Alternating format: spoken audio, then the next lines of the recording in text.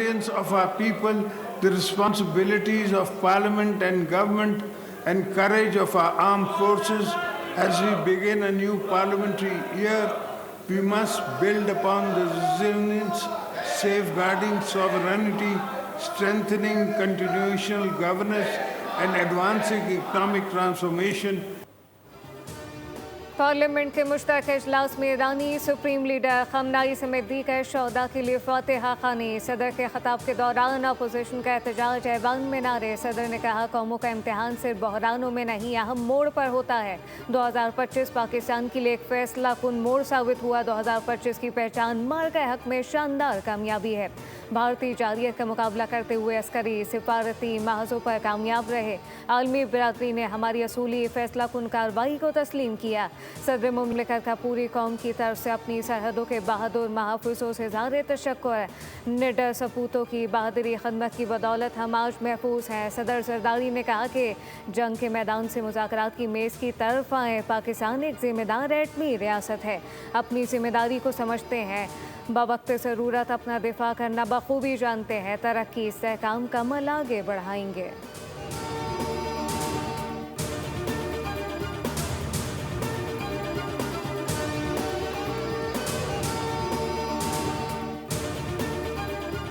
is obviously very closely monitoring the evolving situation in Iran. In the region, we have been deeply interconnected with the different countries. Obviously, these serious developments have taken place at a time when diplomatic efforts were underway to reach a peaceful and negotiated solution. Pakistan's position has been clear and persistent. Pakistan Iran की सूरत हाल को करीब से monitor कर रहा है। पाकिस्तान इलाकाई मुल्कों के साथ राबते में है। हालिया सूरत हाल इंतहाई नाजुक है। नायब वज़ीर आज़म इसहाक डार की सुफरा को ब्रीफिंग। कहा, पाकिस्तान चाहता है कि फ़रीक़ैन सिफारतकारी और मुज़ाकरात को तरजीह दें। मुज़ाकरात और सिफारतकारी मसले का वाहिद हल हैं। पाकिस्तान को खलीजी ममालिक पर ईरानी हमलों का अफसोस है। ईरान की जानिब से हमले अपने दिफा में किए गए। इसहाक डार ने कहा कि कई बार अफ़गानिस्तान से बात करने की कोशिश की गई, जिसका नतीजा सिफर रहा। अफ़गानिस्तान अपनी सरजमीन पाकिस्तान के ख़िलाफ़ इस्तेमाल न होने दे। अफ़गानिस्तान में दहशतगर्द तंजीमों की महफूज पनागाहें मौजूद हैं। अफ़गानिस्तान के साथ पुरअमन हमसायगी के ख्वाहां हैं।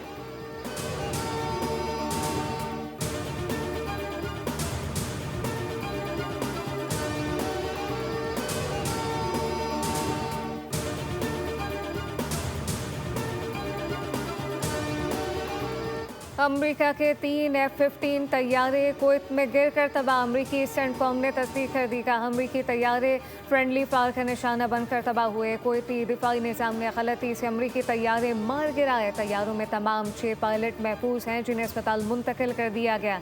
उधर ईरान ने कुवैत में अमरीकी फौजी अड्डा तबाह कर दिया। बहरीन में मौजूद अमरीकी फौजी अड्डे पर भी ड्रोन हमलों से शदीद नुकसान पहुँचा। ईरान ने दावा किया कि खत्ते में मौजूद अमरीकी फौजी अड्डों को निशाना बनाकर बड़े पैमाने पर नुकसान पहुंचाया गया।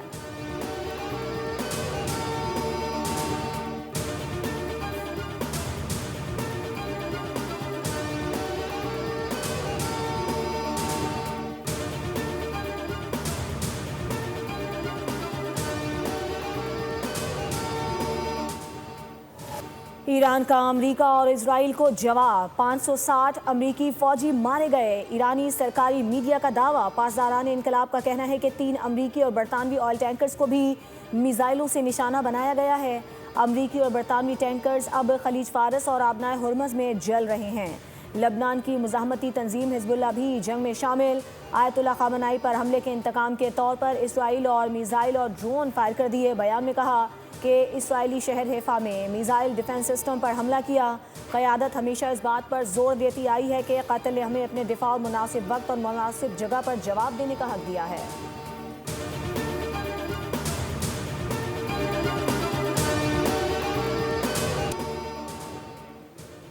अमेरिका, इसराइल और ईरान कशीदगी के बाद दुनिया भर की स्टॉक मार्केट में भूचाल। पाकिस्तान स्टॉक मार्केट में शदीद मंदी। मार्केट में 16,000 से ज्यादा पॉइंट की कमी रिकॉर्ड की गई। 100 इंडेक्स 1,51,972 पॉइंट पर बंद। अमरीकी डाउ जोन्स इंडेक्स में 500 से ज्यादा पॉइंट और नेस्डेक में 200 से ज्यादा पॉइंट की कमी रिकॉर्ड हुई। Germany, France, Spain, Austria, Italy, Türkiye की मार्केटों में भी मंदी देखी गई।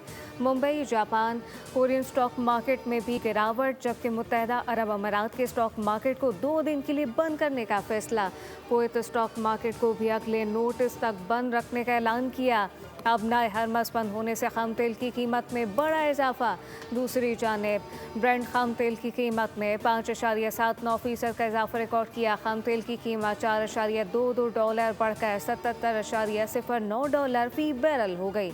आलमी बाजार में सोने का भाव $87 इजाफे से $5,365 फी औंस हो गया। आलमी मंडी में पेट्रोलियम मसनूआत की कीमतों में इजाफे के बाद वज़ीर-ए-आज़म शहबाज शरीफ ने कीमतों और रसद की मॉनिटरिंग के लिए 19 रुकनी कमेटी कायम की। कमेटी पेट्रोलियम मसनूआत की कीमतों में इजाफा, दस्तयाबी, स्टॉक पोजीशन का रोज़ाना की बुनियाद पर जायजा लिया जाएगा। अपनी रिपोर्ट बराह रास्त वज़ीर-ए-आज़म को पेश होगी। वफाकी वज़ीर ख़जाना मोहम्मद औरंगज़ेब कमेटी के कन्वीनर होंगे। अमेरिका ने ईरान की 48 अहम शख्सियात को मार दिया। पूरी ईरानी लीडरशिप मारी जा चुकी। बहुत से लोग हथियार डालना चाहते हैं। अमेरिकी सदर का नया दावा। खिताब में कहा कि पासदारान इनकलाब की तनसीबात ईरानी फ़िज़ाई दिफाई निज़ाम को निशाना बनाया। 9 बहरी जहाज़ और ईरानी बहरिया की इमारत को भी निशाना बनाया गया है। पासदारान इनकलाब ईरानी फ़ौज और पुलिस हथियार डाल दें तो इस्तिस्ना मिल सकता है। हथियार ना डाले तो मौत का सामना करें। अमरीकी सदर ने कहा कि अहदाफ के हुसूल तक फ़ौजी ऑपरेशन तो जारी रहेगा। मज़ीद अमरीकियों की हलाकतों का इम्कान है। अमरीकियों की हलाकतों का बदला लेंगे। जंग 4 हफ्ते तक भी जारी रह सकती है। ट्रम्प ने कह दिया कि अमरीका ईरानी शहरियों के साथ है। ईरानी अवाम इस मौके से फ़ायदा उठाएं और अपना मुल्क वापस लें। ईरान का अमेरिका और इसराइल को जवाब। 560 अमरीकी फ़ौजी मारे गए। ईरानी सरकारी मीडिया का दावा। पासदारान इनकलाब का कहना है कि 3 अमरीकी और बरतानवी ऑयल टैंकर को भी मिसाइलों से निशाना बनाया कि अमरीकी और बरतानवी टैंकर अब खलीज फारिस और अब नए हरमस में जल रहे हैं। उधर लबनान की मुज़ाहमती तंजीम हिज़्बुल्लाह भी जंग में शामिल। ईरानी सुप्रीम लीडर आयतुल्लाह अली ख़amenei पर हमले के इंतकाम के तौर पर इसराइल पर मिसाइल और ड्रोन फायर कर दिए। हिज़्बुल्लाह ने अपने बयान में कहा कि इसराइली शहर हैफा में मिसाइल डिफेंस सिस्टम पर हमला किया गया। क़यादत हमेशा इस बात पर जोर देती आई कि इसराइली हमलों के तसलसल और हमारे कायदीन, नौजवानों, आवाम के कत्ल ने हमें अपने दिफा और मुनासिब वक्त और मुनासिब जगह पर जवाब देने का हक दिया है। हिज़्बुल्लाह की जानिब से शुमाली इसराइल के शहर हैफा के करीब फौजी अड्डे पर रॉकेट और ड्रोन हमलों के बाद इसराइल ने लबनान के दारुल हुकूमत बैरूत पर फ़िज़ाई हमला कर दिया। 31 अफराद जाम बहक हो गए और 49 अफराद ज़ख्मी। इसराइली फ़ौज ने ऐलान किया है कि वो लबनान भर में हिज़्बुल्लाह के ठिकानों को शिद्दत से निशाना बना रही है और हिज़्बुल्लाह को इसराइल के शुमाली इलाकों के लिए ख़तरा बनने की इजाज़त किसी सूरत नहीं दी जाएगी। इसराइल का कहना है कि हमलों में बैरूत और जनूबी लेबनान में हिज़्बुल्लाह के सीनियर अरकान को निशाना बनाया गया। सब्सक्राइब करें और बेल दबाएं ताकि कोई खबर रह न जाए।